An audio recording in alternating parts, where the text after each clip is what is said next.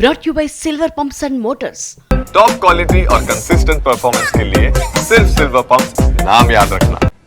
Bihar assembly ఎన్నికల్లో ఇండీ కూటమితో కలిసి పోటీ చేయాలన్న మజ్లిస్ నేత ఓవైసీ లక్ష్యం నెరవేరడం లేదు. కాంగ్రెస్ ఆర్జేడీ నేతలు ఓవైసీతో పొత్తుకు నో అంటున్నారు. ఓవైసీ బీజేపీకి బీ టీమ్ గా ఉన్నారని, ఆయనతో పొత్తు ఉండదని ఇండీ కూటమి నేతలు స్పష్టం చేశారు.